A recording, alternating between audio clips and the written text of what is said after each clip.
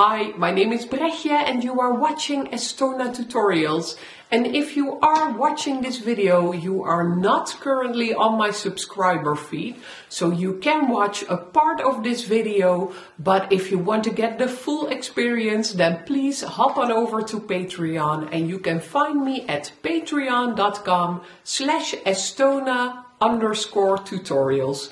I hope I'll see you there. And these are the items that you are going to need today.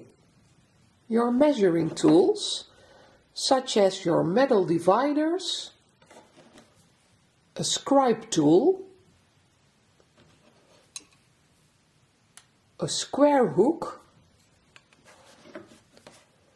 your vernier calipers, and a calculator, your jeweler saw, and something to lubricate your saw blade. It can be a candlestick, but it can also be something like this. A plastic mallet and a tribulette. Flat-nosed pliers and pointed-nosed pliers. Different grids of sanding paper, a flat-handed file and a mandrel for your flex shaft. Soldering equipment. Of course, your flux and a brush, a pair of titanium soldering tweezers and a soldering pick, of course a torch, a lighter and your soldering block, a third hand with a pair of tweezers, copper pliers and your pickle solution. In today's tutorial we are going to use hard solder and a soft or easy solder. You are going to need some silver jump rings, or you can make them yourself with silver wire. And if you want to make a bracelet with this first exercise as well, you will need a silver clasp. And then finally you will need the strip that we made 2 lessons earlier. It's the strip made out of the different types of metal. I have used copper, alpaca and brass, and we are going to make a ring of this. And if you want to give your piece a polished finish at the end of this tutorial, then you need some polishing equipment as well. Here you can see me heating up my piece and adding the borexine again. And I am aiming my flame at the top part of the jump ring. So I'm trying not to touch the bottom jump ring with my flame, because I don't want to open up the soldering joint that we made there. I'm picking up the hard solder with my soldering pick, and I'm keeping my soldering pick close. This way I can always adjust the solder if needed, and place the solder exactly on top of the joint. And here you can watch the solder flow. And this is a perfect soldering joint. If you keep melting your jump rings, don't worry, because that is exactly why we are doing this exercise. If you could do everything right the first time, then you wouldn't need these videos at all. It's part of the learning process, so if you keep melting it, your flame is set too high, or you are holding the flame too long on your piece.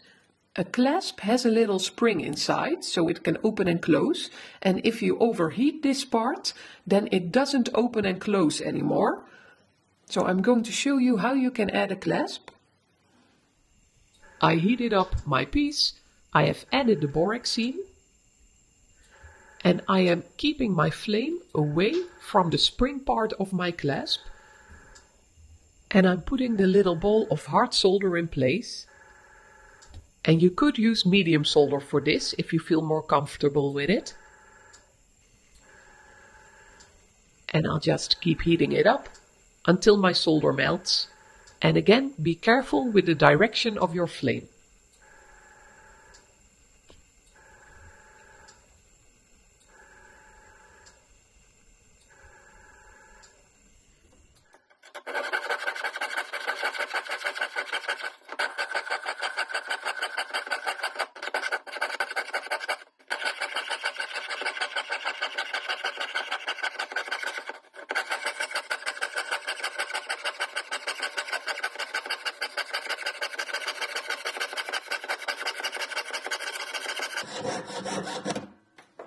So where I would normally go for a 16.5 ring, I am now going for a 17mm ring, and these are European ring sizes.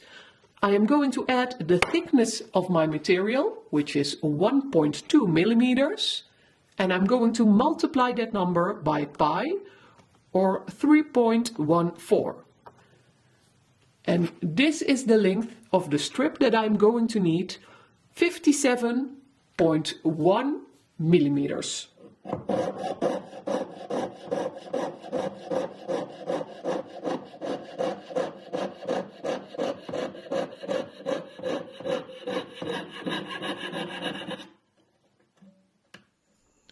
And the entire ring is made out of hard solder, and there's one medium soldering joint. And now I'm using the medium solder one more time.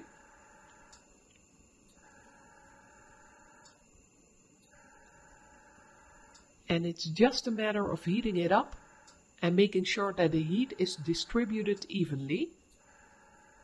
And I'm focusing the hottest part of my flame on my piece. And you can see that I'm doing so because of the orange spot on the ring.